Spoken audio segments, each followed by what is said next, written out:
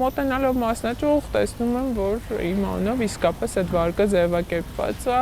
8.560.000 են տրամադրել առանց իմ ֆիզիկական ներկայության ու առանց իմ խնդրելու։ Վարկանական վարկ է ձևակերպվել իմ անունով եւ անմիջապես փոխանցում է եղել։ Վարկը ձևակերպել իմ անունով 5.900.000-ի։ Մի քանի ամիս իրականում տենց ոնց որ տոկոսներ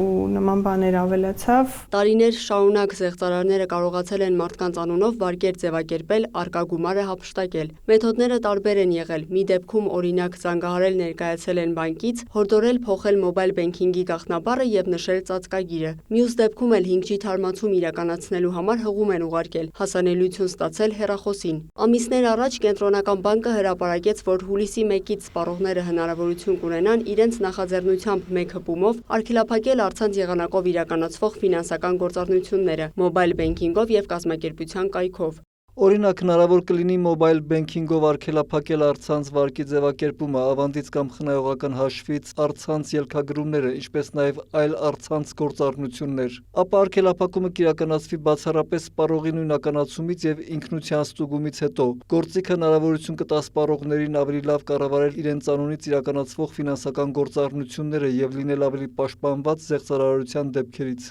Ըստ հրապարակման, հուլիսի 1-ից գործիքի առկայությունը պարտադիր է բանկերի, օտարերկրյա բանկի մասնաճյուղերի, վարկային կազմակերպությունների դրամական փոխանցումներ իրականացնող վճարահաշվարկային կազմակերպությունների համար։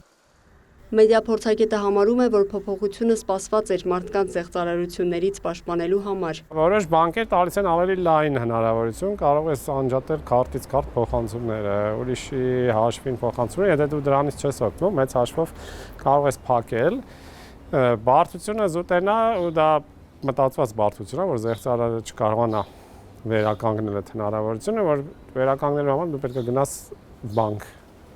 ֆիզիկապես, որ նորից այդ հնարավորությունը ունենաս։ Ասում է, թե ինչպես է կարողացել օգտվել նոր գործիքից։ Իմ բանկը,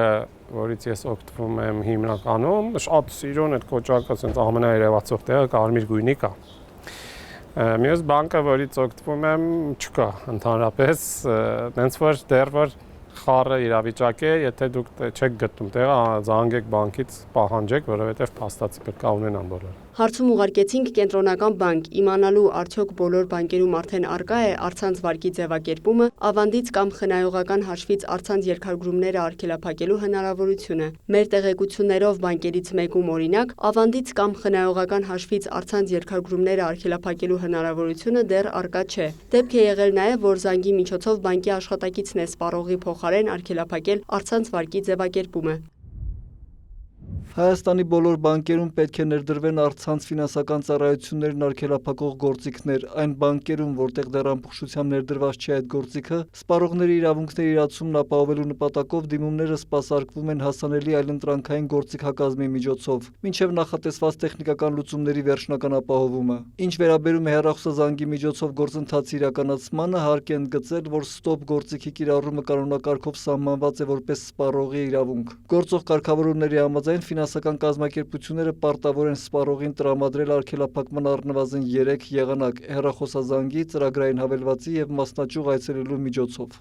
Հարցրել էինք նաև, թե ինչ աշխատանքներ են իրականացվում, որ բոլոր բանկերում հասանելի լինեն փոփոխությունները։ Կենտրոնական բանկից վստահեցնում են, անցումային այս փուլում գործադրվում են բոլոր անհրաժեշտ քայլերը, որ սպառողների դիմումներն ու հարցումները սպասարկվեն անխափան եւ պատշաճ կերպով, երաշխավորելով ստոպ գործիքի հասանելիությունը։ Լիանա Խաչատուրյան, Մհեր Կիրակոսյան, լուրեր։